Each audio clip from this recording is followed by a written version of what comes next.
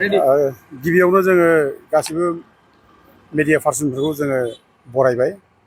जों दिनै बेयाव बनसु इउथुआ बड'लेण्ड जनजाति सुरक्षा मंच ओमफ्राय बड'लेण्ड फर्स एक्स बड'लेण्ड फर्स जयैनो मेनि जाय दुखुनांथाव जाथाय जालांबाय बेखौ लानानै जोङो रायजो राजाखौ बयखौबो खावलायहरनो सानदों जे मैया मोनानि 7:30 बाजियाव बे सासे बर' मानसि बेखौ आगोमा माने दाय गैयाबालानो बुयैनो बुथारदों ओमफ्राय सानै मानसिखौ बुनानै गाज्रि रोखोम जखम खालामदों। दा बिसोरो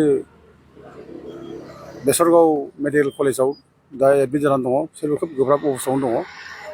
दा बे हामला खालामनायनि दायनिगिरिफोरखौ दा जोङो मोनसे पार्टिकुलार मोनसे जाथिखौनो जों होननानै दा मिथिदों। दा सावथालफोर खालामदों होननानै बेखौ बयबो मिथिदों। दा बेयाव हयथ' गोबां माखासे नंथारै माने जाहोन खालामनानै बे जाथायखौ खालामदों। बे मोसौ सिखाव होननानै बुंनाय बेजों खुनु लोब्बा गैया, जेबो नङा। बिसोर कन्ट्राक्ट मावोमोन, मोजां फेमिलि मानसि, बिसोर मोसौ सिखाव नङा। दा बिसोर बेबायदि दाय साजायनानै मानसि बुथारनाया जोबोद अगेन, मुगैथाव। जों बेखौ निन्दा खालामो, जों बेखौ धिक्कार होयो आरो जों लोगोसे बे दायनिगिरिफोरखौ जों हमनानै थाबैनो साजा होनो थाखाय जोङो जिल्ला प्रसासनखौ जोङो खावलायो। दा जों दहायबो सावरायदों, जोङो कारिगावआव जोङो थांदों। कारिगावआव थांनानै ज'नो जोङो बयबो रायजो राजाखौ लानानै जों मोनसे प्रटेस्ट खालामदों। बेयाव 2 घन्टा प्रटेस्ट खालामबाय जोङो 8टानिफ्राय 10टासिम प्रटेस्ट खालामनायनि गेजेराव जोङो सान्थि भाबै डेम'क्रेटिक भाबै प्रटेस्ट खालामदों। बेयाव जों एडिसनेल एसपिजोंबो रायज्लायदों। एडिसनेल एसपिआ जोंनो खोन्थादों जे 19 जन बे माने मैयानि जायनाखि मानसि बुथारनाय केस बे लोब्बा थानायफोरखौ हमबाय होननानै जोंनो मैया खोन्थादों। दा जों लुबैयो दा बिसोरखौ गोख्रों साजा होनांगौ आरो जाय दस्युफोर बिसोरखौ साजा होनानै जोंनो न्याय होनांगौ, जों बेखौ लुबैयो। दा बेबायदि जाथायनि थाखाय जों रायजो राजाखौ खावलायो जाहाथे जों बेखौ मावनायाव जोंनो सान्थि भाबै जोंनो परिबेस मोनसे होयो। जोङो बिसोरनि सायाव जोंहा अनेक मावनांगौ दङ। जायफोर दस्युफोर बिसोरखौ हमहोनाय, बिसोरखौ पानिशमेन्ट होनाय, बिसिम जों थांनांगौब्ला जों सान्थि भाबै जोंनि आन्दलनखौ जों डेम'क्रेटिक भाबै लानांगोन। जों पिसफुल भाबै जोङो सरकारखौ जों नारसिननांगोन। खिन्थु जों भायलेन्सजों जुदि जों थाङोब्ला जोङो जेबो मावनो हानाय नङा। जों डिस्टार्ब मोनगोन। अब्ला भायलेन्स जुदि जायोब्ला, गाज्रि घटना जुदि जालायोब्ला, गाबोन जोंनि गेजेराव जुदि दांगा जायोब्ला, सावथाल बर' क्लेश जायोब्ला जों गिदिर मोनसे खैफोदनि जों सन्मुखीन जानांगोन। आरो लोगोसे जों जे बे दसि मानसिफोरखौ जे जोङो साजा होनो नागिरदों, बे साजा होनो नागिरनायाव जोङो बाधा मोनगोन, हेंथा मोनगोन। मानोना जोंखौबो दसि खालामनानै जोंखौ होबथागोन, जोंबो दायनिगिरि जागोन।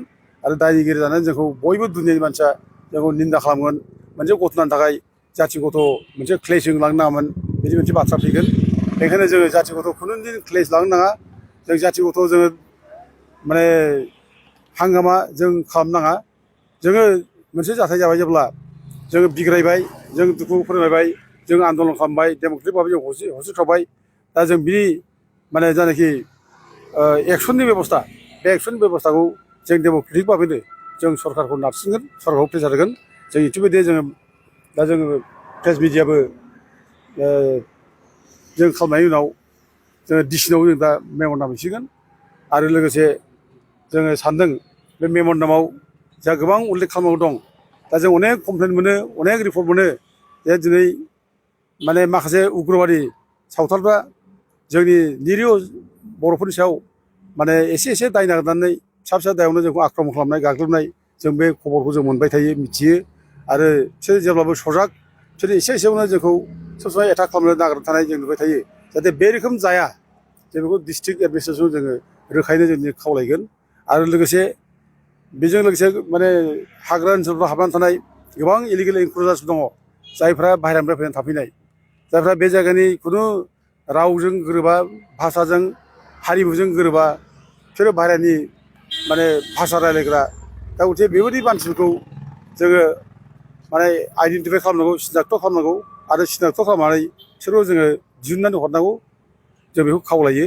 मानोना बिसोरबादि मानसि फैनायनि थाखायनो बे लकेल जायनाखि सावथालफोर, जायफ्रा जोंजों माने थांलाय फैलाय खालामबाय थायो, बिसोरखौ गरम खालामनो हायो, बिसोरखौ थुखोना होयो, बर'नि बेरेखा खामानि मावनो थिनो बेखायनो बिसोरबायदि मानसिखौ सिनायनानै जाहाथे माने फिनसे एक्सन लायो जों बेखौ दिनै मेम'रेन्डामाव जों सोनानै सरकारजों जोङो खावलायगोन दा जोंहा सावथाल बर' खुनु जोङो माने गाज्रि भाब जा गैलिया खिन्थु माखासे उग्रबादि मानसि बिसोरनि थाखाय बे गाज्रि सानलायनाय गाज्रि जाथिगत फिलिंसा जोंनाव फैदों दा सावथालफ्रा बुंनो थाङोब्ला बर' न'खराव लेबार मावो बे न'खराव थायो जायो जों बिसोर मिला मिसा थायो दा गथे बे खेथ्रआव सावथालजों बर'जों जोंहा क्लेश जानांगौनि खुनु खारन गैया जाय दसिफोर बे दसिखौ साजा होनांगौ आरो जाय उग्रबादि मानसिफोर बेयाव थाबनानै दंफैयो बेखौ एरननांगौ बेखौ खावलायो आरो जों बेनि थाखाय गाबोनबो जों 24 घन्टासिम दंबा 24 आवार्स सम होगोन आसाम गभर्नमेन्टखौ आरो जिल्ला प्रसासनखौ जाहाथे बे दसि मानसिफोरखौ जाहाथे हमनानै साजा होयो दा 24 आवार्सनि गेजेराव जुदि जेबो एक्सन जुदि जायाब्ला जों आरोबाव इनडेफिनिट जों डेम'क्रेटिक भाबै जों आन्दलन खालामगोन जों बेखौ थिरां खालामबाय जों सावरायबाय दा जोङो समाय होआब्ला जों डाइरेक्ट खेबसे आन्दलन खालामब्ला जोंखौ माने दसिगोन जे समायथ' होनांगौ खमसे खम जिल्ला प्रसासनआ बुंगोन पुलिसफ्रा बुंगोन गभर्नमेन्टआ जोंखौ बुंगोन समाय होनांगौ खमसे खम जोंनो समाय होआब्लानो डाइरेक्ट मानो बन्द होदों मादों बेबायदि बाथ्रा फैगोन दा गथे जों दिनै बिसोरनो समाय होबाय दा 19 जन मानसि हमदों होननानै मिथिखाबाय जेब्ला जों समाय होबाय आरोबाव बिथांमोननो बे गाज्रि मानसिखौ माने दृष्टान्तमूलक साजानि थाखाय जों समाय होबाय 24 आवार्स उइदिन 24 आवार्स जुदि जेबो खालामोब्ला जोङो इनडेफिनिट जों माने स्ट्राइक खालामगोन बन्द खालामगोन बिटिसि बन्द खालामगोन जेबो डिसिजन दिनै लानाय जाबाय गोजोन्थों